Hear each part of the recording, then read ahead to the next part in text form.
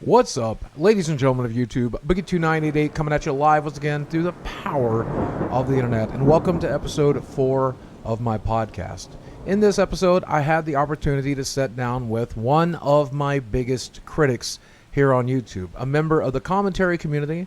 His name is Turkey Tom, and he's made well over a dozen videos criticizing me throughout the years. Over the weekend, I reached out to Tom and asked him to do this podcast, to sit down with me and talk about his criticisms of me, the controversies I've dealt with, and see if he had any advice for me about getting back on top of the YouTube game just like he is today. Due to the nature of the commentary community, I've chosen not to edit this episode at all. There's definitely some words in here and phrases in here that I might not have included otherwise, but I wanted to present this entire conversation exactly as it happened for your amusement. So fair warning, if you're sensitive to certain types of language or certain types of jokes, you may not feel comfortable during this episode, but for those of you who choose to stay, I think you'll learn a thing or two. So without further ado, welcome to the power of the internet. What's up, ladies and gentlemen of YouTube? Boogie2988 coming at you live again through the power of the internet. And I have an episode of Power of the Internet that I think is going to be a little bit different.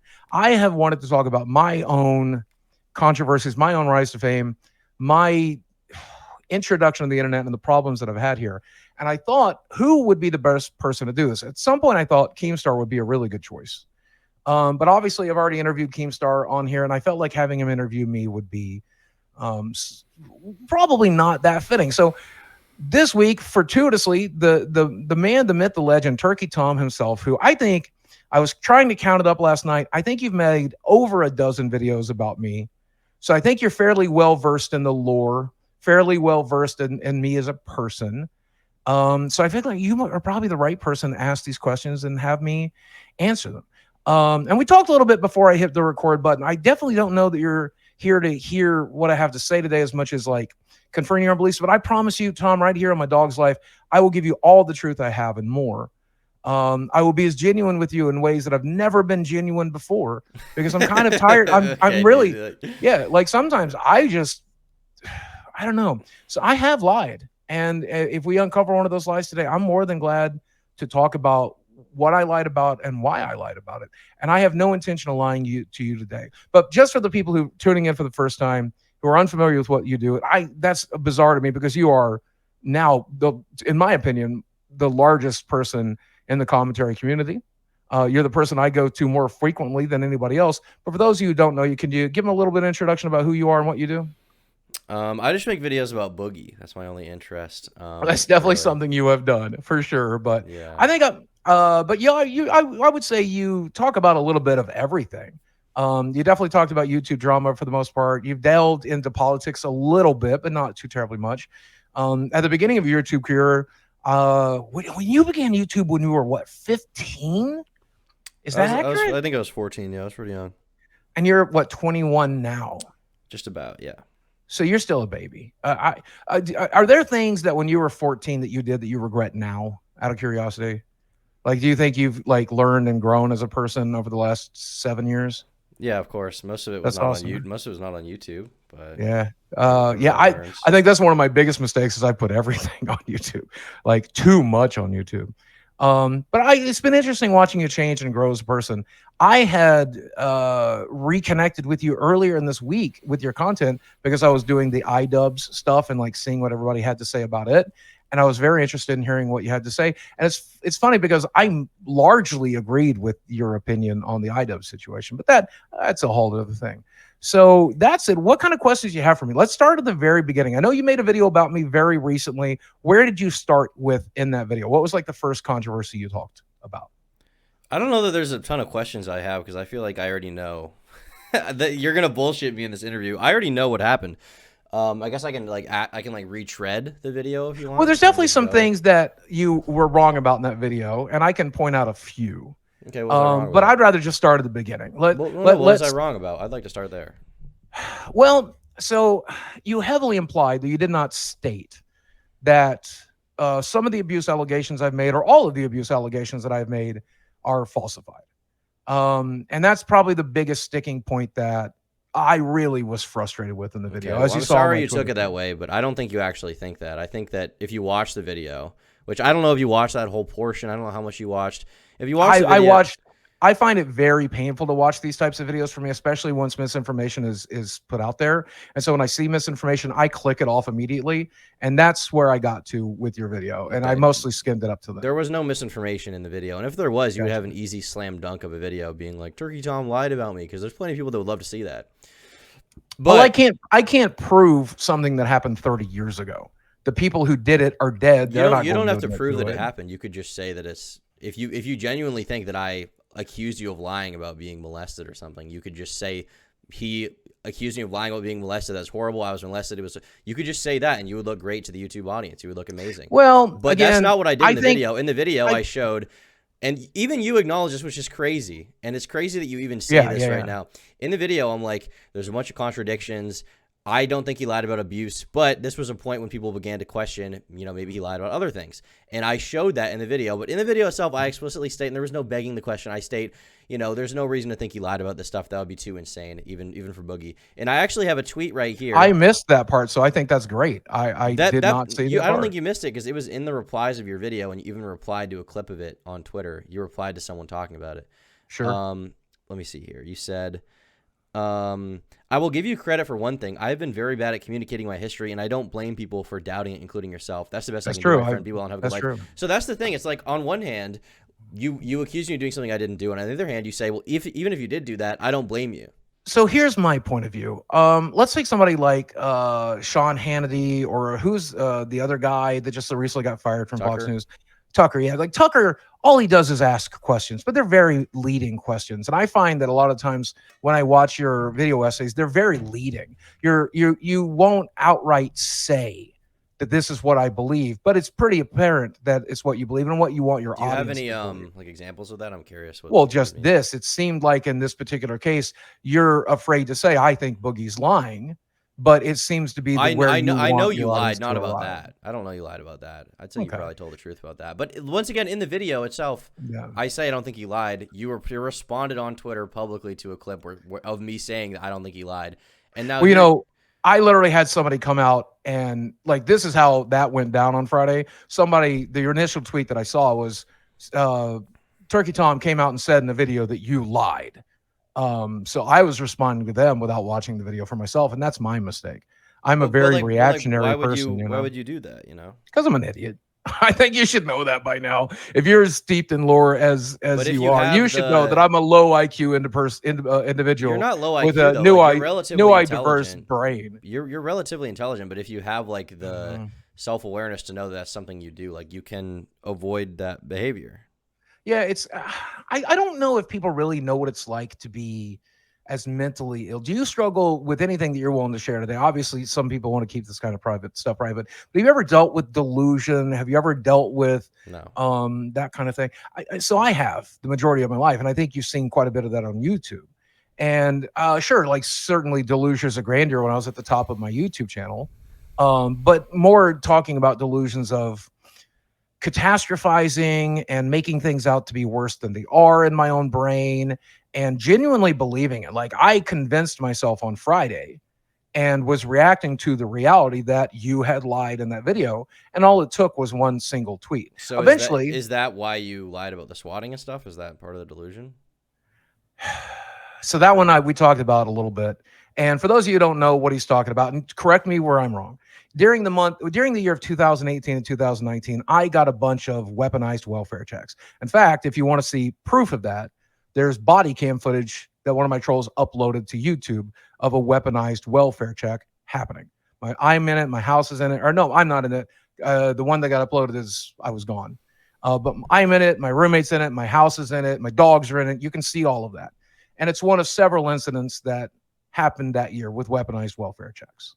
And then later that year, I was DMing one of these guys from this subreddit, and I said to that subreddit that number one, I thought it was people from that subreddit that was doing that, and number two, that it happened twice in the last. So what 30 you said days, is that twice you in had December. you Yeah. what you said is that you'd been swatted. Is the terminology you used. So this is one of my biggest mistakes. Like, for example, when we talked about molestation, when I first talked about molestation, I referred to the molestation that I received as rape. you remember that? And I referred to it Sure. as that because I considered it to be statutory rape. But somebody quickly educated me that the proper term for what happened to me is not rape because I wasn't forcibly penetrated. What happened to me was molestation. And so I had to change my story to say it was molestation, right? And this is one of those cases where I have now learned to refer to it as weaponized welfare checks because that's what it is specifically. Okay, but so what doesn't make sense about what you're saying is that, after all the drama was done, and you got caught for lying about swatting, you claimed that you had intentionally fed them misinformation. I did. I changed those dates on purpose. I knew for a fact that I had received several weaponized welfare checks in the previous years. And I wanted them because I knew how they worked. I knew they would look at the police blotters. I wanted them to prove that they had happened. And I knew that they would be like, no, he didn't get swatted on these dates. He got swatted on these different dates. And okay, so one option then. I thought it was a mastermind move. I thought I was being smart. It turns out to be a very stupid thing to do. So you understand? So one option is that you like lied pathologically. Sure, I did. Which I think happened. I definitely lied there. Yeah. And the other option is that you lied to make yourself look worse. Well, what do you think I lied about? First off, I didn't lie about the weaponized welfare check. They happened. You lied about having a secret deal with the police department during which they would not keep records. Yeah, that was a very stupid thing. But the thing is, like, that's a very stupid thing, but that ties into the whole thing.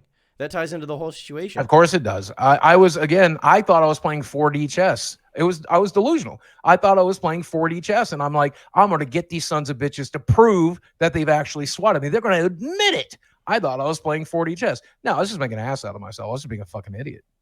But I hope that shows you to the depths of delusion that I deal with from time to time. I genuinely thought that was going to play out in my favor. I thought that they would, and they did. They proved that I'd been swatted several times, weaponized welfare checked several times that year. They proved it and said, look, he's wrong about the dates. He changed the dates. He lied. Nobody gave a shit.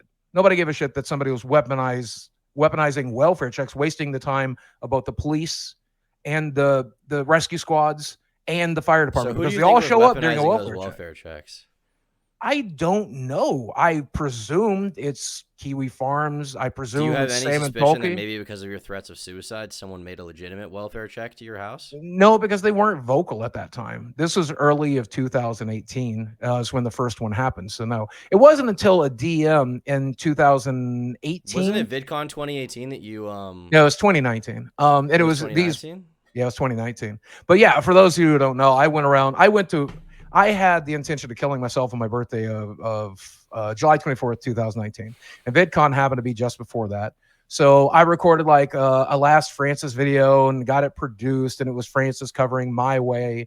And I planned to upload that as like my goodbye, you know? And then I went to VidCon. But here's the thing, Tom, I didn't really want to die. I just wanted to not be in constant mental and physical pain all the time. And I wanted to not be suffering the way I was suffering. So I went to VidCon and I talked to every person there. And I'm like, how do I fix this problem? I've got like 4,000 people on a subreddit every day who take my words out of context, who take and like astroturf it to every potential subreddit they can until it gets voted up. I make the front page of Reddit over and over again, sometimes for legitimate mistakes, but also with like bullshit things like I abuse women or I abused my ex-wife. And that shit fucks with me super bad. And like, how do I solve this problem? Because if I don't solve this problem, I'm going home and fucking killing myself. Okay, so it was a horrible. I sympathize with you. The Sam and Tolkien thread was not amazing, but yeah. The other thing is that like every YouTuber deals with stuff like that. I'm just not equipped for it. I'm glad that you're equipped for that. I've never been equipped for that kind of hate. I don't know how to deal with it, and I would say that I got it at a considerably higher level than most people. I think there are definitely people. Why do you think you got it at a higher level? Because my subreddit had the largest numbers for the most part. Oh, you mean like at random? I think part of it is my weight. I think I am extremely fat, and a lot of people have issues with that. I think a lot of it is because I'm such an incredible lolcow. I respond to everybody. I respond to everything. I find it extremely difficult to not. I mean, hell, I'm doing this interview with you, and this is probably career suicide, right? But I'm going to do it anyway because I hope it helps and entertains and educates people. And also, even though I know it's a bad idea, I'm incapable of stopping myself. Like several people have told me not to do this. And on top of that, I've definitely made some stupid mistakes and said some Then really what? I stupid seriously shit. don't understand why you're doing it. You have no benefit to talking to me. Um, there's three reasons, really. This is how I've justified it. Oh, one second, my puppy needs it. Come here, baby. Um, here's how I've justified it in my mind. Hopefully, it can give you an idea of my delusions. Number one, in my mind, I like Turkey Tom. I don't like everything you've done. I don't like everything you said. Same thing I said about iDubbbz. Same thing I'll say about Ethan Klein. Same thing I'll say about everybody.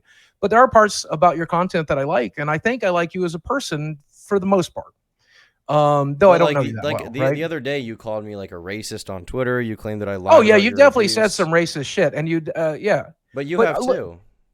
so here's one of my worst issues.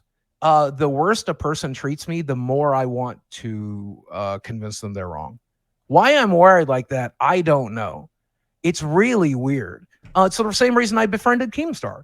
That's why So I why went did to you call me London and risked racist my though? life. Because you said racist shit, and it was racist to But say you those said things. racist stuff too. Yeah, but I think you said in that one set of screenshots more racist shit than I've said in the last 20 That's years. definitely not true.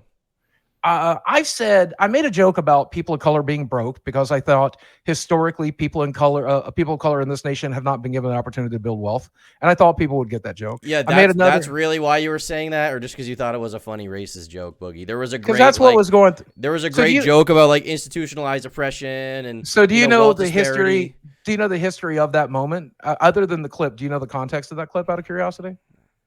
So I I have a friend named Kelsey, who would donate to my live stream every time I live stream, 5 nights a week almost.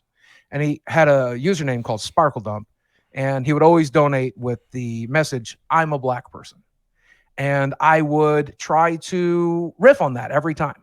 And like the first time he did it, I So said you something made a like, joke. So you made a "Yeah, joke. This yeah." I this said, "Stay context black." doesn't change anything. I'm not saying you're Right. racist. I'm saying you made a joke. I'm saying it's ridiculous for you to call me racist when I have people from other Boogie accounts combing through your old internet shit to find you saying even Are more you racist stuff racist? about That's black out of girls. curiosity. Are you racist? Am I racist? Yeah. Like, do you dislike people of color? No. Do you think less of people of color? No. Do you think less of Jewish people? No. Why do you feel comfortable making those jokes? Because I've made maybe 4 of those jokes in 20 years, and I feel very you fucking uncomfortable having haven't. made them. No, you No, I have. not. You can count them. Dude, you Literally. claimed to be a 4chan guy. You went on fucking the beta podcast. You were like, I said fag this, fag that. Actually, I will tell you. So let's be honest about that. I'll kind of have to blur that.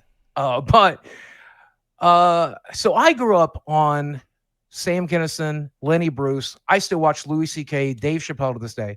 I watch you. I watched old school iDubbbz. Okay, so you understand people like to make jokes. Yeah, of course. So why the fuck are you mad at me for shit I said in private on Discord, Boogie? I just thought you called me racist in that video, so calling you racist. I didn't call you racist in the video. Did you not bring up like old racist clips in that video or something like that? No. Oh, well, okay. Well, that's what I thought you did. See, again, I'm functioning on my limited capacity of brain power. Don't you think you should like get off the internet then? Probably not. It's my only income. I'm a disabled man. I don't really know what else I could possibly do to earn a living. So this is the only thing I feel like I can do. You could like get like an IT job or something, like normal. I'm not qualified for it, and I definitely don't have the mental health to hold down a job. I've tried for sure. I barely function as a YouTuber, and this is one of the easiest jobs I think there is to have. Don't you so think can you could imagine? like improve your life in some way? Like you're totally defeatist about this. You could like, I don't know, go to the gym. Oh, I go to the gym. I just joined a new gym this last week.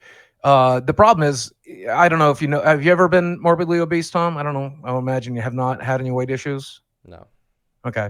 If you've never been morbidly obese, you may not know this, but the majority of weight loss has very little to do with exercise and mostly about controlling your diet. And any doctor will tell you that. And that's where, again, I don't think people understand my level of addiction, my level of mental illness. I have a lot of trouble controlling the things I do. I have a lot of trouble these are things that controlling you can overcome. You don't just have to accept them for what they are. Like you, right? And I work on them every day. I'm in therapy again right now. I just got back into it after this fight because I knew I was going to need it. Therapy is clearly not enough. Like you're like my dad's age, and you're totally defeatist about this. Yeah. Well, did your dad go through the things that I went through? Do you think? Probably not. No. Yeah. And so I think that's one of the biggest issues is my brain is like a jumbled wire of it's just a fucking mess, man. And it's difficult to function. But you know this about yourself. Yeah. And I think I do a pretty goddamn good job. I think someone with my experiences, with my body, still being alive at 48, that alone is a triumph. So many people that I loved and respected that have been my size have already died by the time they're this age. John Candy, Ralphie May, so many incredibly much more intelligent and talented people than I ever was, right? I've outlived them all, and that sucks. Doesn't that Because give you the inspiration though? Like you could change your lifestyle, change your diet, like but I have, like, I've lost 200 pounds in the last 5 years and kept it off. And I'm really proud of that.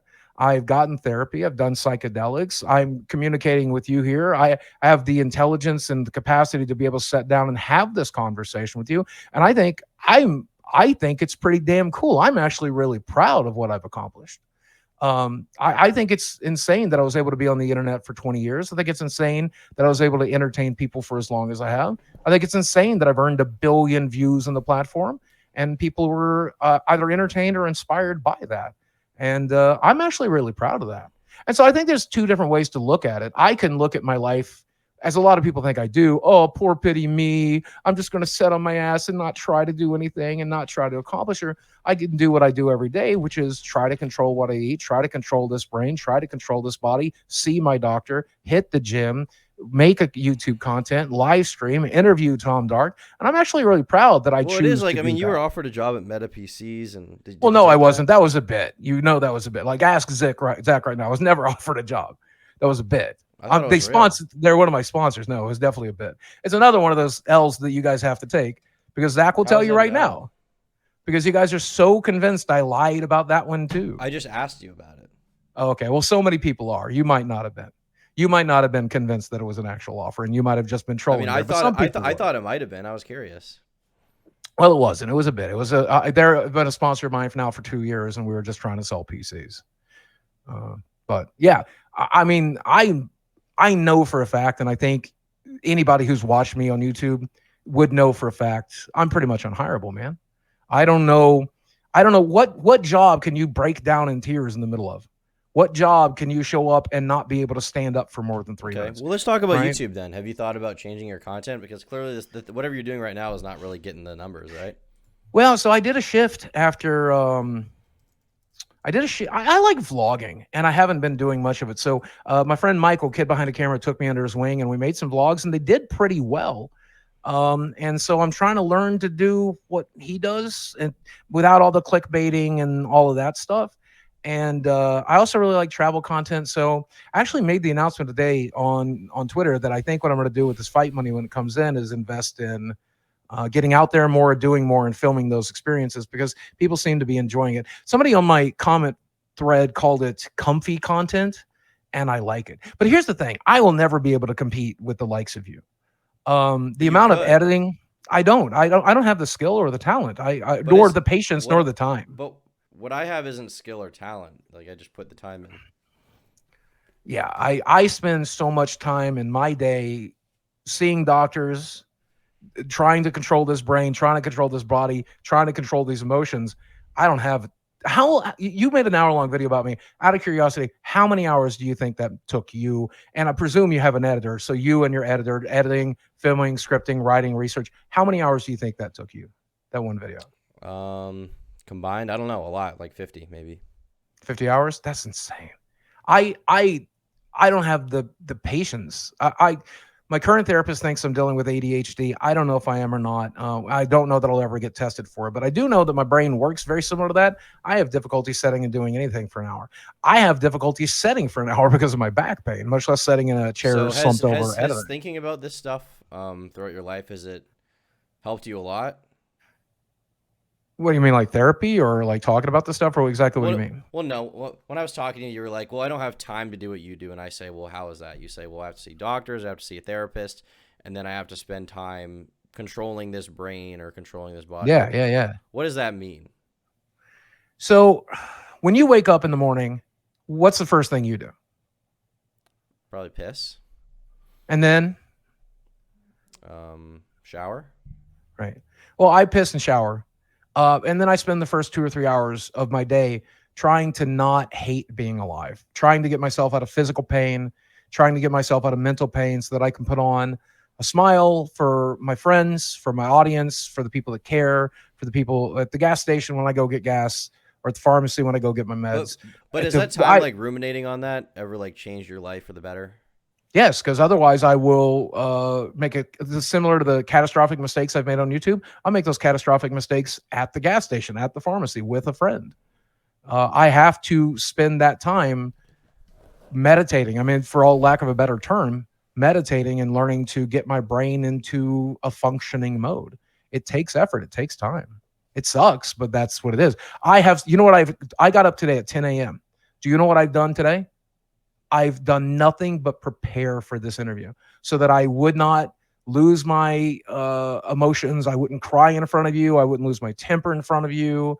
I have literally played a handful of video games. I talked to my girlfriend. I played with my dogs. I did all of these things so that I would be in the right headspace for this interview so I wouldn't make a complete and utter ass out of myself.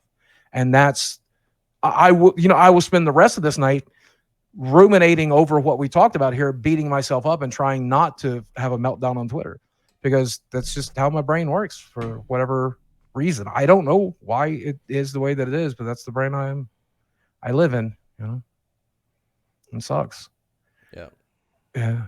But yeah, so to go back to some of the things that I've lied about in the past, one of the things I wanted to bring up, you are convinced, and you made a video, and we talked about this prior, that I have alt accounts on Twitter and I pretend to like my own tweets or pretend to be a girl that likes me or something like that. I skimmed through the video, so I don't know. I don't know if you do right now, but you did, I think. Yeah. No, I never did. And it's so interesting because they were doing it so badly. Why would I continue to do it the first time I got called out if I was doing it? And why would I do it so badly? Why would I do it at all? You do almost everything badly. Why would you continue to do anything? Like you're totally masochistic about it. It seems like if someone calls you out for something, you almost are tempted to just do it forever. Well, it depends. Give me an example of something you think that's that. Well, I didn't. Or like with the SWAT, okay, you can say you didn't. Or like, yeah. we'll just go back to the swatting thing. That's a super easy thing. Instead of just like copying to it right away and being like, actually, I was talking about these dates. Instead, you made up a lie about having a secret deal with a police station wherein they would hide evidence that there were people coming to your house. Okay, but that's not delusion. You lied about that. I convinced myself that lying about that would give me the best possible result. Okay, so that's an example of during which you had an easy out and instead you took the wrong path, clearly. And that's the same thing with the alt accounts. Why would you do it so poorly? Well, you like to do things poorly. Why would you keep doing it after you got called out? Because you love to do everything after you get called out. When you get called out for fence sitting, you immediately start arguing about how you're not a fence sitter, and then you are a fence sitter, and then you're not one. Well, so I do think this is a perfect example of what I was talking about earlier. I'm very bad at communicating. I don't know if it's the way my brain is wired. I don't know if it's the autism. I have a very difficult time understanding how other people are going to take things when I say them. And then I don't have very good control of filtering myself. Those are two bad things I'm very bad at. And they ultimately come out as a horrible combination of things to have, right? Especially in this sphere that we're in. And so like, because I have bullshitted people, like exactly, I lied about the swatting thing. That was a very stupid thing to do. To change those dates was a dumb fucking thing to do. And because I lied there and I got caught in the lie, I understand why you don't believe me on the alt accounts thing. There's no way that I can convince you otherwise. I can't find out who actually was doing that. I can't prove to you that they did it. I can't prove to you where I was when I did it. And so one of the biggest issues is also with the hacking thing. You claim that your Twitter account was hacked, and it did. That actually happened. That doesn't make sense. I immediately went to a second account and was tweeting from it the whole time. Why would I go to a second account and tweet from it the whole time? To make it look real. Obviously. I love the credit that you're giving me here, and that's amazing that you think I'm that level of mastermind. But I'm just it's not a mastermind thing. It's the most simple thing you would do, and you say you wouldn't do it, and then you just admitted to me that during the swatting thing, you at least admit that you lied about the deal with the police department. Well, I will admit about the things that I did. So you make one lie to cover up another lie. Well, I will admit about the things that I lied about. Absolutely, but I can't admit to these things because I didn't do them. Well, I got hacked. That's you'll the say reality. You didn't do them right now because I don't have the evidence to. Well, no, I stood by them the whole time, and you'll never have evidence because I mean, you might find evidence that you can mislead others with to think that you're No, right. I mean, for example, but there is no evidence because it didn't with the happen. hacking thing, you were like, it happened through this Mob Crush thing, and then Mob Crush tweets out, no, it actually wasn't that. Well, And no, there's that no was way just it my was us. best. And then That if you was take a just look my at what they best actually guess. did during the hacking, think about it. If I'm a hater who wants to hack you, Right. why would I not leak anything? I think the same reason they created the Twitter accounts that you're talking about, and they did it in the way that they did it because they want me to look bad. I think they want me to look stand to benefit incompetent. way more from leaking your messages. There was nothing to leak. There definitely everyone's No, there messages really has a isn't. few Like I embarrassing will things give in you, it. I'll give you access to my Twitter account. There's nothing I to don't- leak. I don't- There's I don't- nothing interesting there. There's Okay. nothing interesting there. If they got into my Twitter account, they're not going to find anything interesting. So you What think do they looked around, would they were be like, interesting? there's actually nothing. Boogie's a good guy, and then they left. Well, I mean, no. Just think they were probably very disappointed to find nothing there. You don't think they would have taken more time to go through all your messages? Well, I mean, they last had 6, over a 7 week. years? I was locked out of my account for over a week. It took. I literally had to have a brand sponsor reach out to another creator who knew somebody at Twitter to get the account back because they changed the recovery information immediately. So yeah, they had a week and a half to go through it. There's nothing there to find. I'm a really boring person for the most part. But in the things that I'm not boring in, like for example, I have somebody I've been dating for the last 7 months. I don't leave a paper trail. I don't follow her on any social media accounts. I don't take photos with her. I don't even really go anywhere in public with her because that's something people would genuinely be interested in. And I'm afraid of her getting hurt. I'm afraid of her getting attacked, like so many of the women I've dated in the past. So we just keep it entirely invisible. And so I've always known that there's a chance people get into my Twitter account. There's always a chance that people get into my emails.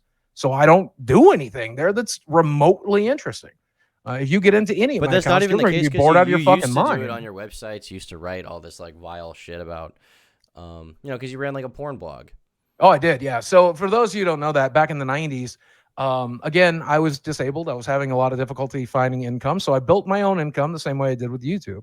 And originally I was just doing web design. I taught myself HTML and also took a class on it, and then learned a little bit of MySQL, and then used that to eventually do what brought real money in, which is designing websites for porn people.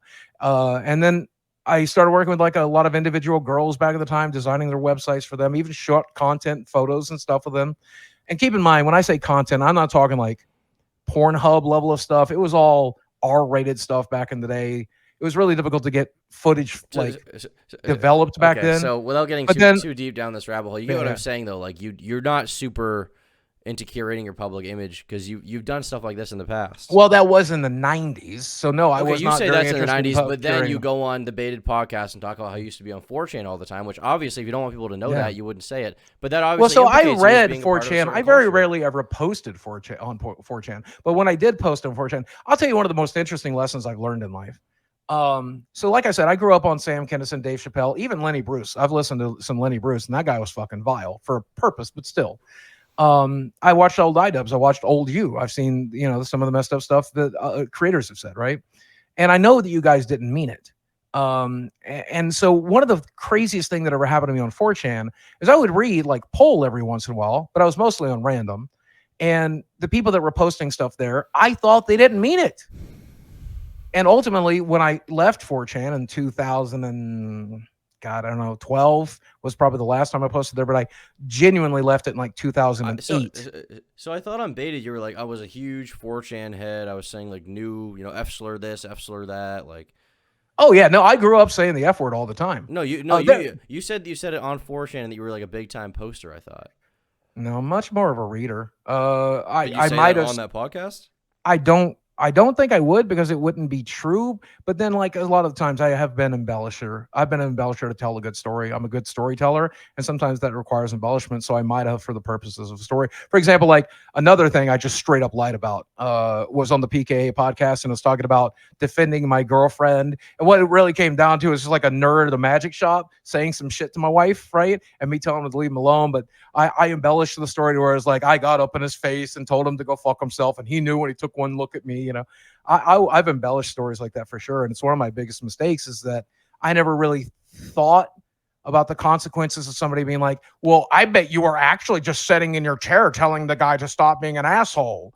I never thought, like, it's just a story. I'm just storytelling. So I might have in that situation, but No, I didn't post on 4chan. I was more of a reader for the most part. But that's not to say, I mean, I think the thing that you're getting at is, have I made racist jokes in the past? Absolutely. Have I said things like retarded? I still use the word retarded now because I am retarded. I am neurodivergent.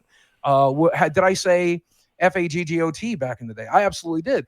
And we'd say it about everything on the football team, for example, or in band.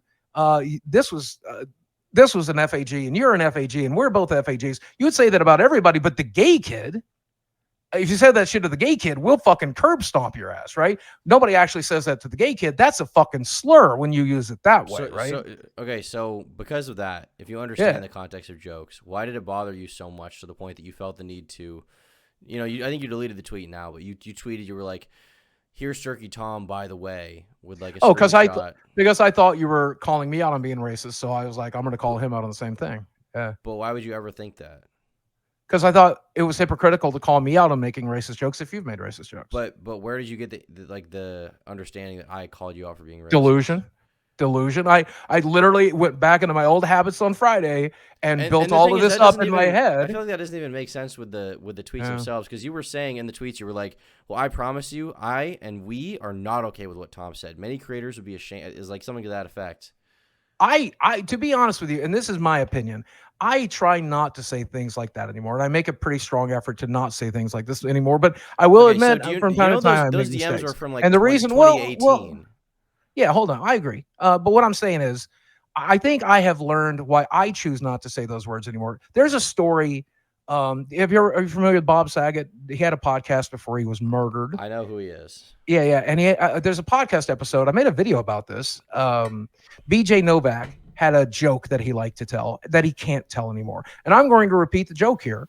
And I'll probably get canceled, but it is a joke, so keep in mind. But the joke is that BJ Novak would be on stage in the middle of a set. He would say, "We need a new Hitler.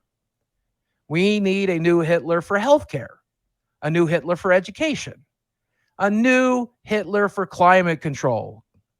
And if he has a few answers to the Jewish problem, maybe we should hear him out," right? And that's horribly awful, horrible, offensive joke. And the entire thing is BJ Novak is Jewish, so he doesn't mean it, right? The reason he doesn't tell that joke anymore is because people in the audience might agree with him these days. That's why I think you don't tell those jokes anymore. Certainly why I don't tell those jokes anymore is because there's people in the audience who might think I mean. Do you think there could always be someone that would think that you mean it? Yeah, and that's why I just choose not to risk it. But don't you think that was the case back then? I can be funny without it. I try to be funny. Do you think that was the case back then too, though? No. I'm an old man. I know you're only 20, but I can assure you that there was a period of time where the vast majority of us knew that a comedian was just telling jokes. I'm sure there was like the vast majority of people do know that. That's why Louis C.K. and Dave Chappelle and Joe Rogan are popular, because they go up and people think it's a joke. They're not popular because neo-Nazis I would disagree, because we've seen a rise of neo-Nazis who mean it. I mean, you remember I live in Arkansas. I live less than 100 miles from the home of the Klan. They live up in Harrison, 100 miles from my front door. Because neo-Nazis like them. That's why they're popular. No, not why they're popular, but it's why it's dangerous for them to make those types of jokes. Neo-Nazis, it's why it's dangerous for you to make. Neo-Nazis have always existed, though. Yeah, but they're really on the rise right now. They didn't exist in this exact same way back in 2000. Are they really? It seems like it based on my personal experiences, but I can't say for sure. I think it's just the internet. Yeah, I think the internet allows. It's not reflective of real life. I think internet allows neo-Nazis to communicate one another and organize one another, and that's how you get these marches. That's how you get these groups doing what they do. It's a march with like 300 people. I think 300 Nazis is still something to worry about. I don't know about you, but I don't like having one Nazi in my fucking country. So when I get to up to 300, I get pretty fucking concerned. Okay, if there's 300 people at that march, and there's 365 million people in the country, that means it's 1 in every million person is a Nazi. That's pretty good. Well, I think it always comes down to personal choice, right? Like you might choose to go to your YouTube channel tomorrow and inward this and inward that, and Dave Chappelle can talk about trans people and Louis C.K. Right? It's because now it's like not socially acceptable like it was back in 2016, 17, and now the advertisers are not as forgiving of stuff like that. So don't you think that's the real reason? But again, no, I think. Are you saying that the only reason you don't make those jokes anymore on your YouTube channel is because you won't get paid if you do? Is that what you're? That's certainly part of it. Putting together. That's interesting. I don't make those, and that's entirely up to you, right? Like I'm not here to judge you or anybody else. I choose not to make those jokes because Well, it's kind of one of the reasons I gave up on my Francis character. If you remember that, if people don't know, I used to do a character called Francis, where at 600 pounds, I would pretend to like abuse my sister character and like throw shit at her and break TVs and do all of that shit. And I went to a convention circa 2015, 2016, and I was meeting people that liked the character not because he was the asshole, but because they represented them. They liked him because he was an asshole. They weren't there to make fun of the asshole. They liked that I was being an asshole. They thought I was actually that asshole. And so it really gave me pause. It's the same people who tuned into The Sopranos and rooted for Tony Soprano, the same people that tuned into Rick and Morty and root for Rick, or people that watched Breaking Bad and right to the end, they were You're saying rooting for people went Walter to a White. convention and they thought that you were actually Oh, I Francis. can't tell you how many times to this day I will still get people saying, like, "Oh, you've changed your voice. Good job." Like that was never my voice, man. But the thing is, that's the only content they've ever seen. I think one of the reasons I have a question about your video. Did you put in the abuse allegations from back in 2017? Did you include those in your video? I don't think. Well, what are There the was abuse a girl by the allegations? name of Lucy Fox, and she said that was emotionally abusive to I her and stuff included like that she that. said that. I didn't include. I didn't say that you were. Okay, cool. So let's talk about that for a second. Can we I think talk one of the about it in reasons. 1 sec? I just want to piss, but we Oh yeah, can yeah, talk yeah, about sure, it. sure. Okay. Like for example, the abuse allegations that were levied against me back in 2017. Did you include that in your video? That there was a girl that abused me, being I included emotionally that a abusive and girl stuff. accused you of that. Yeah. Yeah, yeah. So I think one of the reasons it was so easy for people to believe that, and I've seen this comment, people saying, "I've seen videos of you abusing your wife," because they confused me for the character that I played. They think that the footage of me throwing Pokemon dolls at a character, my wife playing the sister character, was me actually abusing her. I mean, So I think that's I'm one of the sure reasons people. a small portion of the audience did think that, but that's ultimately like those people are forgotten now. Yeah, I mean, it comes up every once in a while, still in my comment section, and I don't know if they're But it's trolling or like a not. random comment. Like I get random comments all the time saying that I'm people's long lost brother and how we're gonna be reunited. Like you get schizo comments from people like you just. Does that not bother you? Does that not scare you? Because it scares the shit out of me. It gets lodged in my head, and I will think about one of those types of comments for days at a time. Um, It I've doesn't really always been bother me afraid though. like one of these motherfuckers was going to show up at my front door, and one of them did, you know, and because they thought that was okay to do that because they had, you know, depersonalized. I mean, also You invited the think guy. Frank thought it was okay to do that? I don't know why he would have done it otherwise. He just thought it was I funny. I think it was a not great thing for anyone to do, even if it was to Yeah, I someone like agree. me. I agree. I agree with you. But Yeah. I don't think he did it because he thought it was socially acceptable or he thought you deserved it. He just thought it was funny and he wanted to do it for views and it got him views. Yeah, I did. To this day, if you Google his name, I think a picture of me is one of the first things that comes up. So I don't know if that's the type of legacy that I want to leave, but I saw him on the fish tank recently. The fish tank was excellent. But I want to go back to the in the moment where he was like talking to Airsoft Fatty. I was like, man, maybe I'm fucking wrong about this guy a little bit. I mean, I will never have the opportunity to act on that. But his like heart to heart with Fatty, I was like, shit, maybe I'm a little bit wrong with this guy, but whatever. Um, but going back to those abuse allegations, right? Do you believe that I was emotionally abusive to this girl or any girl? Is that something that you genuinely believe out of curiosity? I have no idea. Do I know? No. Yeah. But Do you think? I mean you yourself told me you're mentally ill, you're delusional, you get into Yeah. these weird headspaces, so maybe. So that's something I want to admit on this podcast, and I know it's going to have a hell of a backlash, but I'm going to admit it. I have been recently diagnosed as autistic. And for the longest time, I thought it was like post traumatic stress disorder that would cause me to act the way that I would act when I would have an autistic meltdown. But I think now, more than me and my therapist agree, that most of the moments I've had that have been anything that could be even remotely close to abusive would be having an autistic meltdown. And what those look like. And that girl did see this one day. It's me begging her to leave me alone. Please just leave me alone. Please stop raising your voice with me. Please leave me alone. Please leave me alone. Hitting myself in the head. Just leave me the fuck alone. I need you to leave me alone. Just please, just leave. Just leave. Just leave. And I, in retrospect, I feel that is borderline abusive. And it's something I've wanted to fix. It's something I've wanted to correct. My ex-wife probably saw that all of 3 or 4 times in the time that we were together. That girl saw me do that when she raised her voice with me and was yelling at me, and I felt the need to try to get her to stop. And but that said, to think that I have a pattern of emotional abuse or some sort of like nefarious pattern of physical abuse or something like that. One of the reasons that has bothered me so much is because I managed to end the cycle of abuse. My parents beat on us kids like it was a fucking career. Emotional abuse was just what they called interacting with their children. And so the fact that I've never done that to another person is something I'm very proud of. I'm very proud that I've never intentionally hurt another person the way they intentionally hurt us. And when people accuse me of doing that, it's very hurtful for me. I find it extremely painful. Does that make sense? So I'm glad to know, because so many people are convinced that I'm that kind of person, convinced that I did it. And that's very difficult for me to handle. In fact, that's something I have tried to like manipulate my way around, is like try to convince people to see the reality that that's not a possibility. But so many people want me to be that for some reason. I don't know why. What else was in your video? What other points did you make that you think is interesting for people? Let me check real quick. I mean, it's a long video. Yeah.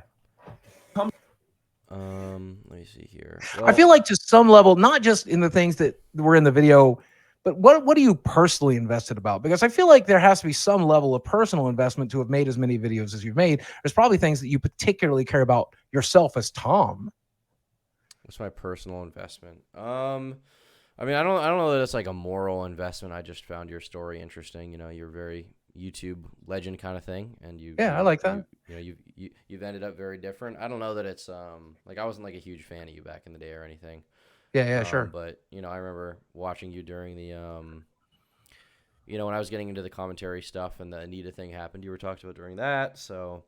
Oh yeah, that was a rough time for me, man. Yeah, I talked about that in the video. But the video is less of like points against you. I don't think there's any point I could make that nobody has talked about. Well, to talk about the Anita Sarkeesian thing, a little bit. I'm not sure what you included in that, but like Gamergate was happening, and this is where I got labeled as a centrist, because I believed during Gamergate that you could both fix gaming journalism without harassing women, right? I didn't think it had to be one or the other. That we weren't going to fix gaming journalism by harassing women. That wasn't going to achieve anything, right? So I felt like we could fix gaming journalism and leave women in gaming alone. And that got me labeled as a centrist. Like, you have to pick a side. Either we hate women in gaming, or, you're a sellout piece of shit. And I disagreed wholeheartedly. But that said, I feel like I also miscommunicated that. So a lot of people felt like I was taking the feminist side of things, which wasn't necessarily the truth. But then feminists were mad that I didn't take their side. And so then I got put on a panel with Anita Sarkeesian. And I already had a reputation online as being some alt-right something in her mind. And so she went off on me. And dude, I'm a people pleaser. I feel like if I was ever going to be emotionally abusive to anybody, it might have been her, because she was being verbally abusive to me. She was saying some not great stuff to my face. So I mean, this is the thing with the people pleaser. This is why people call you a fence sitter, because you'll have a very strong opinion one way, that I think you genuinely feel, and then when someone responds to you, I mean, even if it's a small amount of response, like with your take that people who misgender others should be in jail, and then people will respond, you'll immediately go back the other way. Well, I didn't think they should be in jail, but I was in favor of there being some level of punishment for purposely misgendering somebody.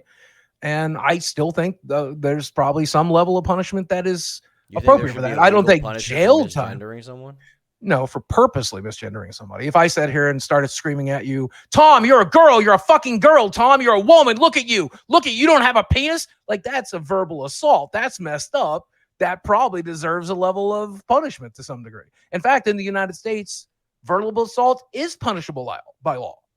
So I feel like that is fair if that's the type of verbal assault you're going for. But verbal assault is punishable by law, and I support that.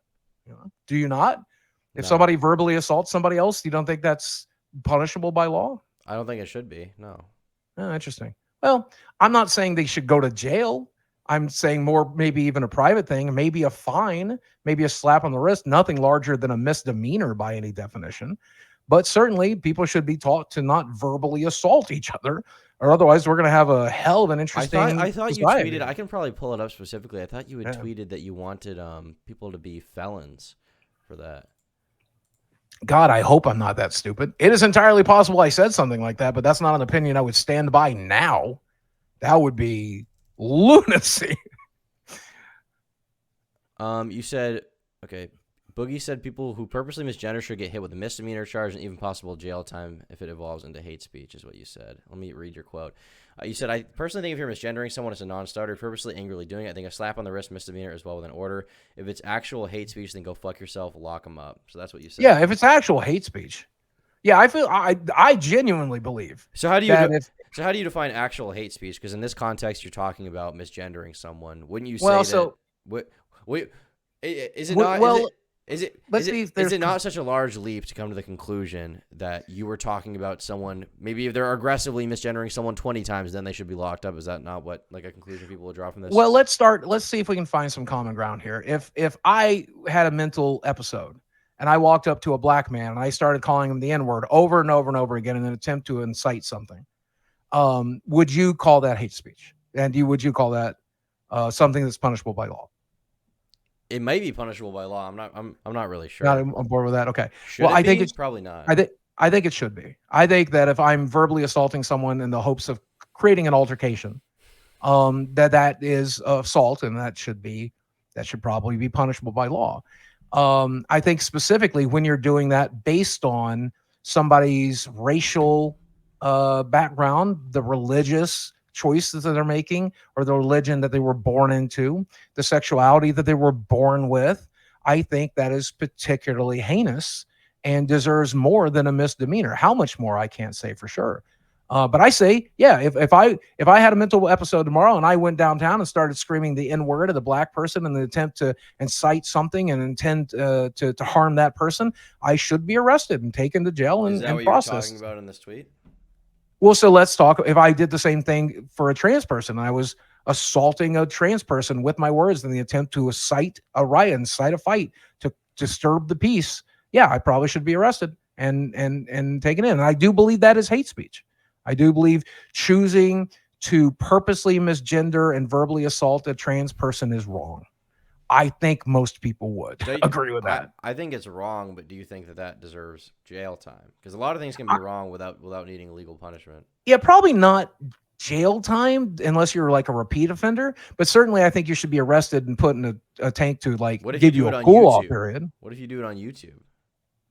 Well, there's definitely going to be ramifications for that. Probably not jail time, but certainly YouTube. That's against YouTube policy. But what do you think should happen? I don't know. I'm not really judge and jury. If I were to do something like that, I would like to be held accountable. And I would like to think that accountability would involve certainly no sponsors on my video.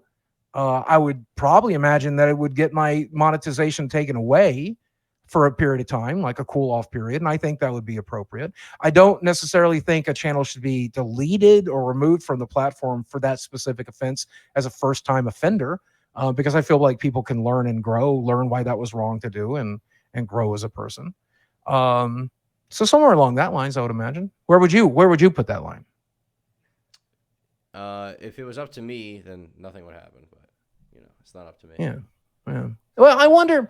So the same way you said, there's things that you regret from when you were younger. I wonder if you'll change that opinion as the time progresses, because I've noticed a lot of people in my generation.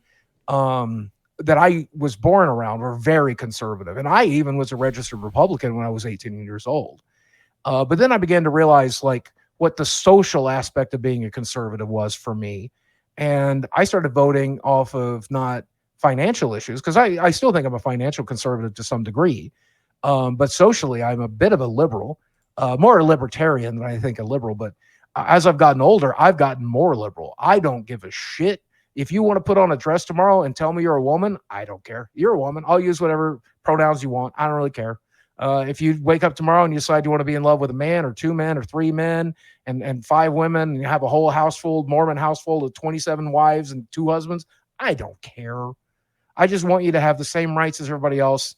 Live as happy as you want to live. I don't care if you're black or white, short or tall, fat or skinny. That doesn't really matter to me. I just want people to live the best life that they can live.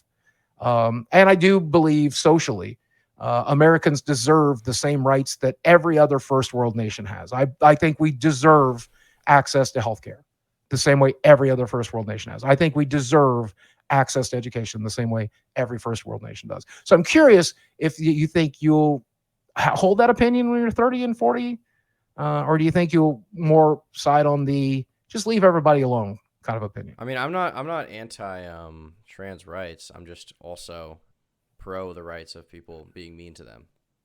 Yeah. Do you, so out of curiosity, do you think it's wrong to shout fire in a crowded theater and start a stampede and get people killed? Is it wrong? Yeah. Yeah. Do you think it should be punishable by law to do that? Do I think that specifically should be punishable by law? Yes. Yeah. So you do agree that speech should be limited to some degree in some scenarios, right? Well, of And course. we just disagree where that line is. And I think verbal assault, something I've even done, you know, we've seen me lose my temper. It's definitely happened a handful of times in my lifetime. I feel like I should not have done that. It was harmful to the people I did that to, and there should be some sort of ramification. I don't think felony, and I definitely don't think jail time. But that's a good. I think that's an interesting one, and I think your point of view is valid. I just don't particularly share the same point of view. But I think there's a lot of people out there that agree with that. I do believe, like for example, people have asked me why I haven't had the Lucy Fox video taken down where the girl falsely accused me of emotional abuse, and it's because she has every right to say what she wants to say. My picture's in that. I could abuse copyright. It wouldn't work out well for me, but I could do it. Well, she has a right to say what she wants to say, but if you want to take her, I mean, legally she has a right to say it, but if you want to take her to civil court, you could. Yeah. And she doesn't have anything to begin with, or at least she didn't at the time. And secondly, she was young and people make mistakes. Yeah, it was a very stupid thing for her to do, but I don't feel like that should ruin the rest of her life, you know? But Yeah. but maybe not. But that allegation caused a lot of struggle for you, caused a lot of strife for you. Aren't you Yeah. upset about that? Well, number one, I'm pretty miserable all the time anyway. So it wasn't a huge hit. Secondly, I felt like after watching the video, anyone with a brain is going to see what she's really upset about is that the $10,000 or $12,000 she got in that 3 months wasn't enough. She wanted twice that, three times that. She wanted to live in my home. She wanted to have all of my money. She wanted to have access to everything. She would even bring up, when I move into your house, this is going to change. I'm going to get rid of all this nerdy shit. And I would remind her, like, you're never moving in. Like, this is not the kind of arrangement we have. She get very upset at those types of things, you know? So I feel like anybody who watches that video hears her make one claim of emotional abuse and spend 9 minutes complaining about money, they'll know what she's actually about. And I think most people do. Okay. Well, there you go. I guess you don't need to take it down then. Yeah. I mean, it's done irrevocable harm, and I hate it to see you bring it back up. But I think if it seems like your video, and this is something I've seen you do, so it makes sense. It was more of a historical thing. It wasn't a personal vendetta. You were trying to draw a conclusion. You were just kind of going over the history of some of this stuff, right? I mean, there definitely is a conclusion. I think the conclusion is that you have a very bad habit of, when something goes wrong, you tend to kick yourself in the foot, or when something goes right, you tend to fumble it. Like the end of the video concluded with the whole crypto thing, in which case you made a bunch of money, and then you foolishly began believing that somehow you were educated on crypto or you could keep investing, and then you lost it all, Yep. Can you hold on a second? Sure. Okay. It said it wasn't recording, and I panicked, but it was. Okay. Whoo! Okay. Holy shit! Because we have such good shit here. Okay, I've hit record again. It is recording again. So you mentioned the crypto loss. Yeah, that was a very stupid thing for me. Do you know why I did what I did in that particular instance? Are you interested in learning? Because I think our audience might be interested. I believe the claim is that your friend, I think it was McJuggernuggets, gave you advice or something. Yeah, so I had like, this sounds like so much money because it is, but I can say for certain you make more than this in a month. If I looked at your statistics, I bet you do. But I had saved and saved and saved and saved. And after my divorce, I looked at my bank account and I saw my YouTube numbers dwindling, and I saw the paycheck dwindling every month. And I had about $175,000 to my name. And do you think I make more than that in a month? Don't you get like 10, 20 million views a month?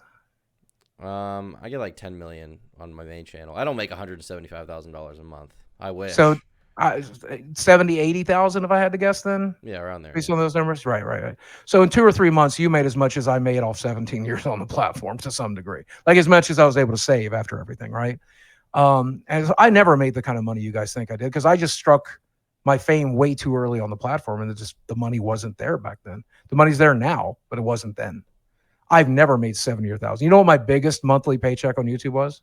No. Not including sponsors, about $17,000. Including sponsors, the most I ever made in a month was about 30K. I mean, 30 is a great paycheck though. Most people don't make that in their entire life, and they. Oh, and I squandered it too. I got divorced, which cost me like $250,000. But and then like even beyond that, there's people who make, I mean, money, you know, like you did, like 10, 20,000. That's a very respectable income a month for any person. Yeah, if I could get back to that, I would be very happy. You know how much I made last month with everything involved? About 3K. That's why I did the fight, because 10K is a lot of money to me these days, right? But I had about $175,000, and I did the math. Like my mortgage every year is $24,000, right? So just my mortgage alone, my health insurance is $780. Then gas, water, electric, all the other stuff. I was spending about $5,000 a month. So I sat down and I did the math, and I'm like, wow, I'm broke in less than 5 years, and I'm losing my YouTube income, and I don't know what else I could do. Well, don't you think what you could have done is change your YouTube content to make more money? Well, I was trying to do that every day. I'm trying to do that right now. That's literally what we're doing right now by recording this. I've tried to pivot as many times as I can, but I just don't have the skill, talent. It's very like kind of low effort, low energy stuff. And I understand what you're saying. You don't necessarily have the time for everything. Yeah. But you know, I think you have the time to put in a little more work to the videos, to maybe try and write some videos, to maybe try and edit them a little better, to make the thumbnails better, to make the titles better. Like, I think there's always time for that. There's always improvements to be made. And if you look at my content just a year ago, I think the content I'm making now is definitely more interesting and more palpable with better thumbnails. If you go back 2 or 3 years, it's drastically better. Pre-COVID and post-COVID was definitely a huge shift. Post-Frank was another shift. And in the last year, I've really been putting some effort into those things. But I don't understand what YouTube wants or needs. I don't know. It's just what people want to watch. Yeah. And so I'm trying a lot of new stuff, and some of it's definitely worked in the last few months. But at the time, I thought with this subreddit going against me, and I thought with these rumors of me being an abuser or whatever I was, plus the actual things I had done, like being mentally unwell and being an asshole, and all the effects that was having, I'm like, it doesn't matter what I do in my YouTube content. People hate me now. So I'm going to do what I can to make this money. And my friend, Jesse, I hate to talk his shit, but he 10x'd some money on crypto and was convincing me that I could 10x my money too. And I thought, hell, you know, if I want to go broke anyway, either I can go broke this year. And I remember I wasn't planning to live through that year anyway. Yeah. I could either go broke this year and just shuffle off this mortal coil, or if I have $2 million, I'll probably choose to live. If I have enough money to retire off of, you know. It didn't work. It did the opposite of work. There was a period of time where I turned that 170 into like 700,000 before taxes. If I pulled it out, I would have cleared, like, I would have almost 2x my money, and that would have been great. I really wish I had done that. That's amazing. Yep. And then I woke up the next day and it was worth less than I'd put in. But the thing is, it wasn't just like a one day to the next day thing. It's like you made it was. Money. It really was. I put my money into storage, and one day it was like 700,000, and the next day it was worth less than 200,000 again. Well, what do you mean you put it into storage? Because you didn't cash out. Well, I bought the coin, and the coin has never gone back up in value. Yeah, but you didn't cash out. Cashing out would be what? No, I did. I did end up cashing out eventually. Yeah, I took that huge loss. Took the huge loss. But you didn't. That coin's never gone back up. You didn't cash out when it was up. Because when it was up, you made a YouTube video about how you had all this money. Yeah, it was a very stupid thing to not cash out then. And, you know, it's so interesting to, like, what do you think I said in that video? Have you seen that video? What do you think I said in that video? Because I know what I thought I said. What do I think you said? Yeah, like, what do you think the point of that video was? You got extremely lucky and that you hadn't cashed out yet, and that you were gonna wait a little longer, but that you would be able to retire. Yeah, which was, like I said, $700,000, which was enough, I thought, to live the rest of my life on, because the prospect of me living another 10 years seemed really slim. Well, regardless of that, like 700,000. You know, like you said, after tax is like 5, maybe half a 4. million. Yeah, Yeah, but still, that's amazing. And then that's a tremendous amount of you would money. be Yeah, able to, and you could have cashed out then. But you have and I had my. you had It like the was gambler's sucks. fallacy thing. Well, yo, on top of that, you know what sucks so bad about it? I had myself convinced that wasn't enough money. Like I would cut my left nut off right now and eat it to have $500,000 right now. There's nothing I wouldn't do to get $500,000 right now. But at the time Do you when have I like was people clearing that, around you, like friends that would tell you like cash out? no, they were telling me to keep my money in. They were all telling me to keep it in. Jesse was telling me keep it in, write it out, write it out. There's some bad friends, man. Yeah, I would not disagree. You need new friends. Yeah. Well, I mean, me and Jesse don't really talk anymore. In fact, I'll tell you, I don't even know if I'll include this in the video, but did you see my fight? Did you watch this fight I did? It was an embarrassment, I obviously. did watch it. Yes, I did. Yeah. It was a huge embarrassment on my part. I mean, a lot of people are proud that I just got into the ring, and I'm kind of proud that I got into the ring, but I had no chance against the guy. He's younger, healthier, has the longer reach, was more fit. Like my 6 weeks preparation was just going to physical therapy, learning how to walk again so I could make it to England. Like that was my focus, right? His focus was learning to fight. So he went in just infinitely better than me. But that said, did you see what my opponent was wearing? My opponent was wearing a Psycho Dad t-shirt. Jesse sponsored my opponent. Like that's crazy. Do you understand why he was spiteful though? Yeah, he actually said in the video that he hoped I got hurt, which I think is okay. But do you know why he did that? Because it's not because of the crypto thing that he did that. It's because you called him transphobic and you. Because he was being transphobic. Yeah, he said something transphobic. It was really messed up the thing he said. I think. But you understand, like you with all of your baggage decided that it would be good to go after this guy for something he did. I guess he was being transphobic. I don't know if he was something he apparently did privately. I don't think I've ever been transphobic, but yeah, I do have baggage. But I've actually, I grew up with a trans person. I'm not saying you have to be transphobic. That's not what I'm saying. What I'm saying is that you both have histories. You obviously more than him, and a moment of weakness for him when someone came out against him to try and hurt his reputation. You backed that person up instead of your friend. Well, the reason I backed up that person is because it was my friend Emily, and she asked me to help, and I chose to help because she's a friend. And me and Jesse had not talked at years at that point. We had a falling out. He threw me out of his house for just the weirdest reason. He threw me out of his house because someone else was filming girls that I didn't bring. That's just so weird that I got thrown out because I don't know the whole I don't know what the whole situation is there. I know there was like some hookers involved or something. But what I'm saying, what I'm saying is that you understand why he was like kind of mad. Yeah, but I still think it was kind of unusual to sponsor my opponent there or whatever. Is it unusual? Yeah, it seems really unusual. I wouldn't have done that. I don't think. I mean, it's like petty. Is it unusual? I mean, it's just he was mad at you because you at a low point when someone was making allegations to try to cancel him. You know, you back that person up. And it's not like it was an allegation of like pedophilia or sexual assault. It was an allegation that he said something mean. Do you think it was wrong for me to tell him not to assault, not verbally assault or drag? Like, it turns out Emily also fucked up really bad too. I didn't know that at the time. When I joined the crusade against Jesse, I didn't know that Emily had also been a bit of a piece of shit. I don't know the story there. So I don't know that well either. Apparently she was making like jokes about putting estrogen in his food. And apparently there was like something where she was sitting in a room listening to him have sex one day or something and like made a joke the next day. So Jesse was right to be petty in that situation. And I think he was right to be petty in my situation as well. Give him full credit, right? At the same time, I think it's also okay to tell your friends, hey, don't be transphobic. Hey, don't be racist. I don't like it. But you didn't say that to him. You said it on Twitter in public. Yeah, it was a really stupid thing to do, I think, in retrospect. I think it is important to hold people accountable sometimes for the same things they say and do. Certainly, people like you have held me accountable, right? And when it's an actual thing I've said, when it's an actual thing I did, I think it's important to hold people accountable, right? That's why I liked Content Cop. I didn't necessarily like every episode of Content Cop, but I liked it when he held Keemstar accountable. Someone should hold Keemstar accountable for the things he says and does, right? Even Keemstar admitted that on my podcast. Someone has to police check him because he's a very powerful person. And in iDubbbz was the person. So that said, I I never had any delusions he was going to get canceled or his career was going to be over. Hell, he barely uploads as it is, and nobody watches what he uploads now. So what's he going to lose? He's a multi-millionaire, I'm certain of it, based on the homes that he owns. So he's not going to lose his income because he doesn't need one. I thought it was important to say, hey, don't say things like that, if specifically to a personal friend.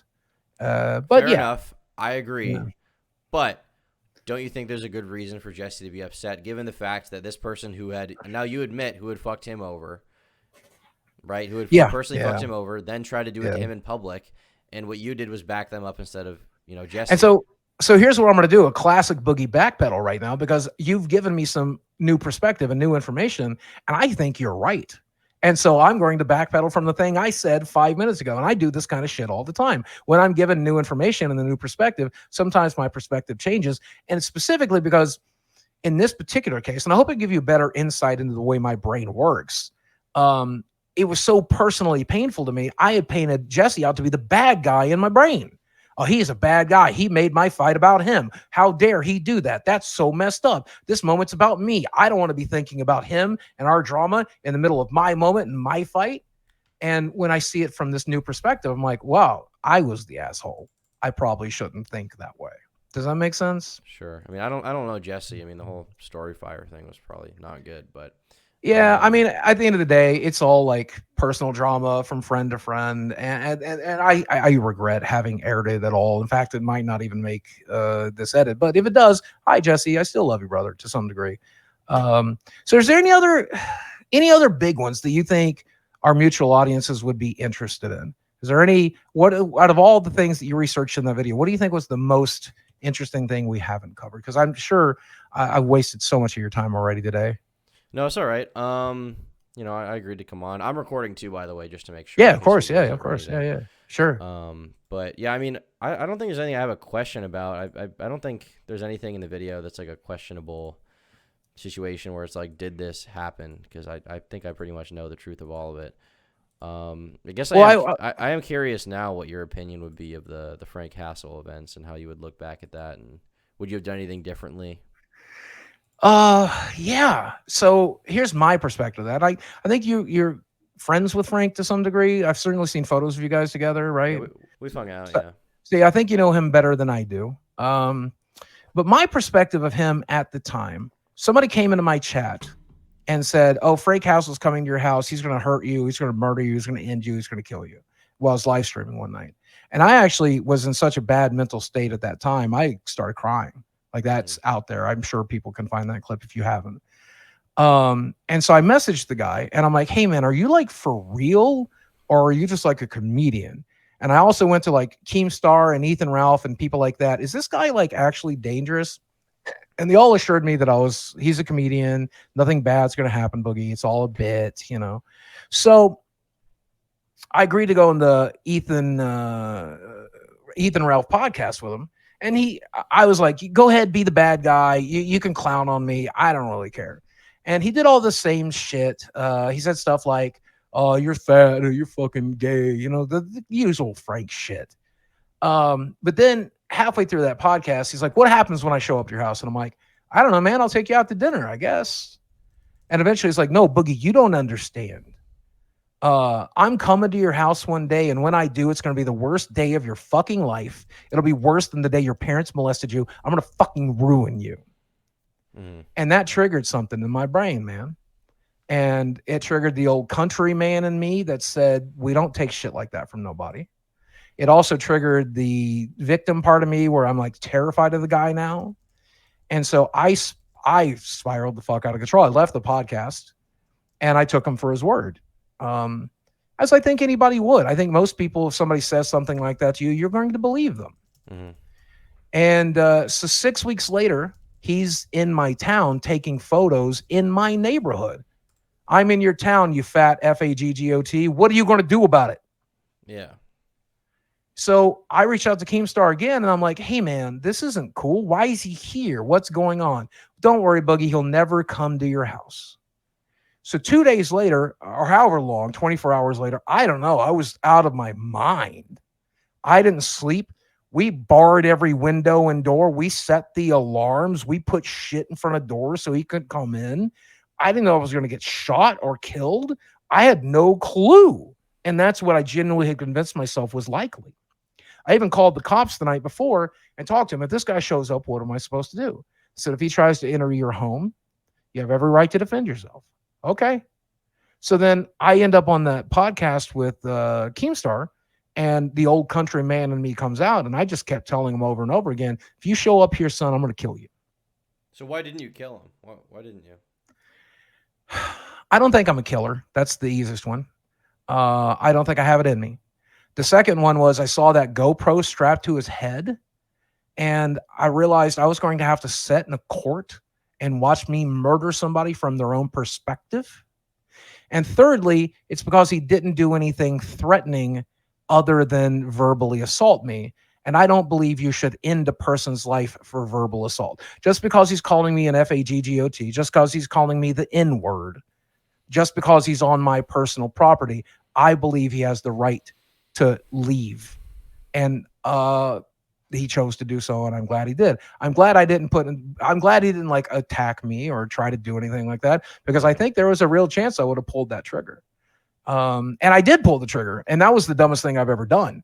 Out of all the stupid shit I've ever done, I endangered the lives of myself, of that person, of my neighbors. That bullet has to come down somewhere. That was an idiotic thing for me to do. And it's something I've lived with a tremendous amount of guilt and regret over this whole time. It's just been something that's, and I took my legal lumps, and I'm still suffering. I spent $27,000 in legal fees to keep my ass out of jail, because they wanted to throw the book at me to make a high profile case of like gun control. At the end of the day, I don't think the threat that Frank made was right. And I definitely don't think him showing up on my property was right. That said, I don't think me pulling the trigger was right. I don't think me threatening him on that podcast was right. And I don't think his initial desire to come at me was right at all either, to that degree. And I think that's one of the reasons. Thought about that as like kind of an opportunity in retrospect to rehabilitate yourself? I have quite a bit, actually, because of that. One of the very first. I think this. I mean, I don't know what I could possibly do to win people. The people that are like, Frank was right, you deserve that. There's nothing I can do to bring those people back. Well, I don't mean those people. Right. The more normie YouTube audience who probably saw that and thought it was, fucked up for people to do that. Well, my lawyer immediately told me after that to stop making content, and he was right to tell me that. After that incident, he told me to lay as low as humanly possible, and I had already in my mind begun to retire. Like, I'm done with YouTube. But I think the reason why is because he thought that you would make it worse for yourself rather than the fear that someone else would do it. I think he was afraid that you would say something that would make you look bad, or you would contradict yourself. Oh, that's what that's exactly what my lawyer told me to do, because I'm an idiot. Like, my lawyer, God bless him, Pine Dryer, he knows me from back in the Magic days. We've known each other for 25 years. He knows what an idiot I am. He's seen me at my absolute worst stupidities, right? He's seen me when I was homeless. He's seen me when I was getting on disability. He saw me when I was at my absolute most miserable moments in life. And so his advice was lay low, shut the fuck up, don't talk about it, don't say that person's name ever again. Don't go on any podcasts about it. And I'm like, this is a redemption tour for me. Like, there's so many people taking my side. And he's like, is it good to have a YouTube career while you're in jail, Boogie? Because I'm trying to keep you out of jail. And yeah, he was right to do that, I think. I also started really intense therapy at the beginning of that year. I was seeing somebody via BetterHelp, but also in person, because BetterHelp tells you to. They're like, you should also consult with like a therapist that you see in person. And boy, I mean, we made some progress after that, for sure. Is BetterHelp good? Do you remember there was like a controversy with them a few years ago? I will tell you that this last year I got assigned with the best therapist I've ever had. And I don't know if that speaks well of that therapist as much as it does the service, because the service could still be shit.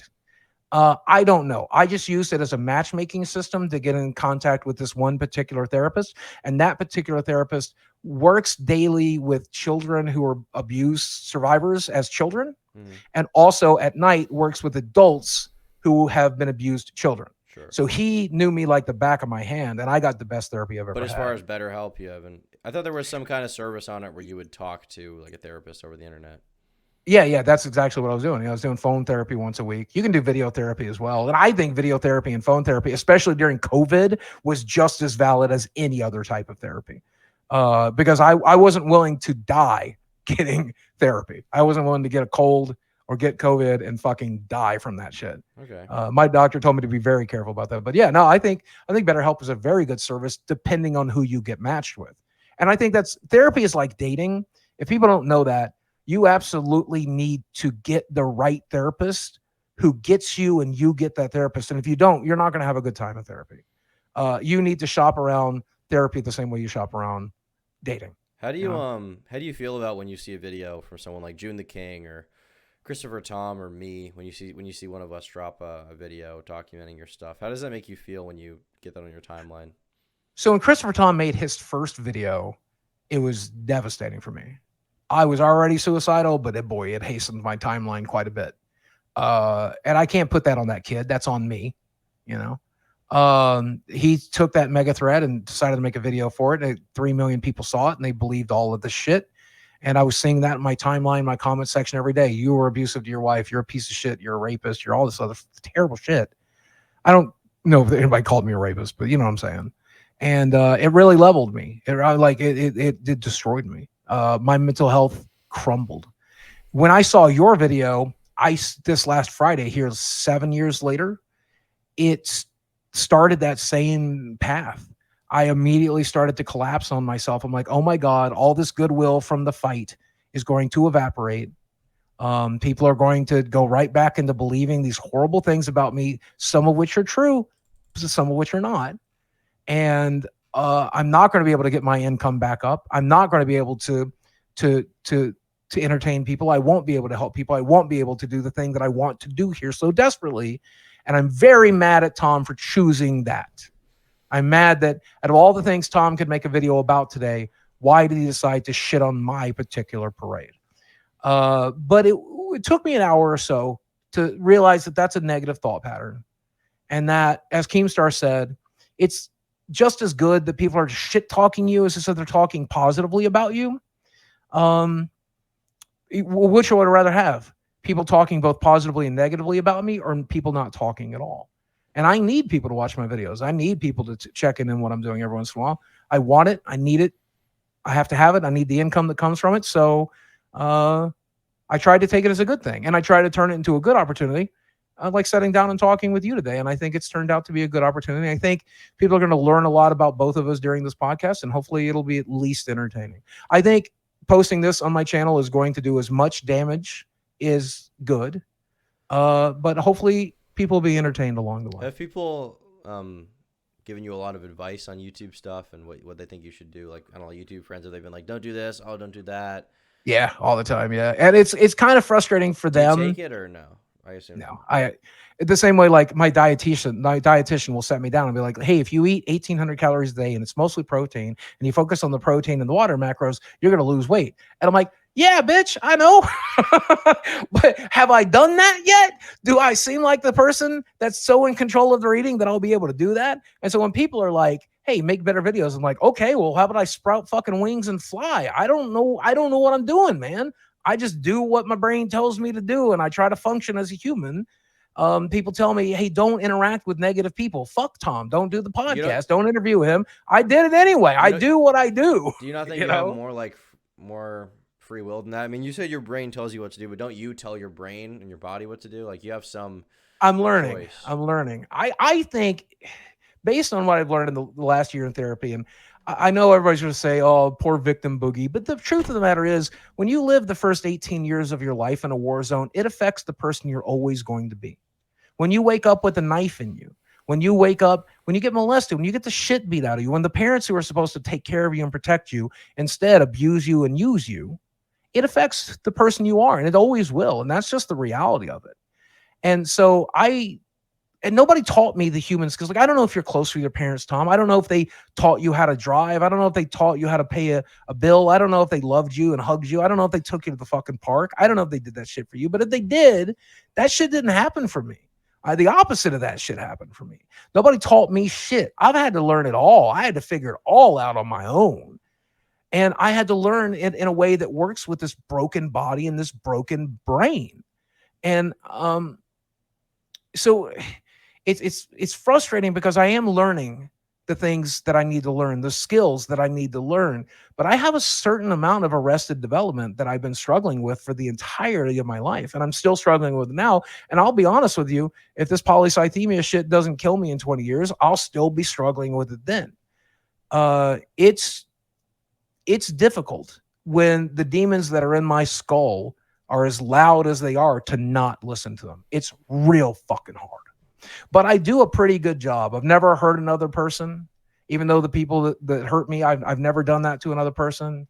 I'm still alive, even though I had a voice in my head for the first 48 years telling me to blow my brains out. I have exerted some free will, but just not in areas that I think other people wished I would. I think people want to see me lose the weight, and I want that too. I think people want to see me gain better control of my faculties and my mental health, and I would like that too. I think people would like to see me create better content, and I would like that too. But my focus is almost always on just functioning as a human being and learning how to do that. I still don't know how to do that. And it's embarrassing and awful to admit that when you're a 48-year-old man. Yeah. Okay. Well, I hope you can do that. That would make me very happy, you know. Yeah, I appreciate that. At the end of the day, as someone who, you know, profits on your demise, obviously that sounds a bit rich coming from me, but I genuinely, you know, I hope you can figure it out while we're here talking in person, you know, in person. Yeah. Well, I mean, I'll be honest with you, and I've always known this. I think one of the reasons so many people are so angry about the person that I turned out to be is because they were very invested in seeing me be more successful than I've had in all of these areas. They wanted me to lose more weight. They wanted me to be a better YouTuber. They wanted me to be a better person. And I think you are one of those people. I think you would gladly like to see that, even if it meant you'd make slightly less money, you know. And the story's not over yet, and I'm still doing a lot of work, and I'm still trying to get as much done as I can. I think the window for like YouTube fame is closed, and that's okay. I think I'm permanently a lolcow, and it'll always be that way, and that's okay. As it closed, I think that's a very defeatist way to look at it. I've had times in my career where everyone said, "Oh, he's a lolcow now. He's a lolcow. He can never come back." But you know, I figured it out. Yeah, it can be done. You know, thank you. I did not expect to get hope from you today, but that is very helpful to me. Actually, thank you. At the end of the day, I people think a lot of things of me, but I think if you make good content, it's undeniably good. Then people will tell you. Watch. I have a few ideas. Tell me what you think about this, person to person. I got $5,000 payday coming. I got a $10,000 payday coming. And even though I had to spend about $11,000 out of savings, I could put that money back into savings, but let's be real. I got to put $3,000 aside from taxes. I had to borrow some money not too long ago from somebody. So I'm going to give that money back to them. And then on top of that, by the time it's all said and done, this payday for this fight's about $5,000. And I could just put that in the savings, or I could pay a couple of months for the mortgage. I think I want to go back to trying to create some really interesting content, and the interesting content that I want to do involves me getting back out of the world and doing some weight loss. Is that something you think you would personally like to see? Do you think that's something you think an audience would like to see? I think you could have done that a few years ago, but I think now people are not invested in that for you. No, I wouldn't do that. I would put the money in savings, and then I would just try to make the best content you can with what you have. I mean, you have, you know, a good radio voice. You have a good personality for stuff like that. You like interviewing people. You like video games, I guess. I would make content about that. I would stop talking about drama. I would start talking about video games and stuff like that. People used to watch me for that all the time. Just do that. You know why I stopped talking about video games is because I love video games, and all of the news was so awful. Everything that was coming out. This company's full of rapists. This company's full of abusers. This company is full of microtransactions. They said this. Don't you guys have phones? Like watching Diablo crumble, or watching Blizzard crumble, watching Ubisoft crumble, watching Bethesda crumble, watching these titans of the industry that I loved crumble in front of me was so heartbreaking. It made me hate video games. I quit playing most games for a year, which is unheard of for me. Video games are my Netflix, right? I couldn't stand to do that news anymore because it was just so heartbreaking to me. Do you deal with that at all when it comes to like, is it wrong to call you a bit of a muckraker sometimes? Because that's the phrase I use to describe the commentary community. Like Yeah, sure. you look at human misery and you're like, let's prop up the human misery so everybody can stare. Yeah, sure. Yeah. Does that shit get to you personally at all? Is there periods of times where you're like, fuck, the world's a shithole and I hate it? Yeah, but I think I don't really see a reflection of that in my personal life, so it doesn't bother me that much, you know? Yeah. I think that's one of the worst things that I deal with is that I'm a ridiculously sensitive person. I think it's partially like the abuse survival, but I think if I came into this world into the perfect scenario, I think I would probably be just a soft little bitch. If I'm being honest with you, like my testosterone levels have always been so low and my estrogen levels have always been so high. It's a miracle that I functioned as a person. Testosterone. I am. I went back on it again. That's what gave me the polycythemia vera. So we had to go off of it for a while. But now I'm back on like the topical gel version, and it doesn't work as good. But we had to get back on it for the fight, and it's getting better. It's getting better. I was able to build some muscle again. I actually can see an effect when I work out instead of just like feeling weak afterwards. Like I can actually see myself getting stronger and more mobile and stuff. So we're back on it. Since the topical stuff doesn't run the risk of giving you polycythemia vera, I'm mad that I wasn't always on it. I'm very mad that I have a blood disorder because of the injection one. But hey, I'm glad, I'm at least I was able to function. Like when my doctor put me on the testosterone, Tom, he's like, well, your muscles can't repair without enough testosterone in your body. You need some testosterone. Yeah. And I'm like, I don't care about my muscles, man. I barely use them. He's like, Steve, your heart's a muscle. Like you're a huge candidate for a heart attack. Let's make sure that your heart functions. You have to do this.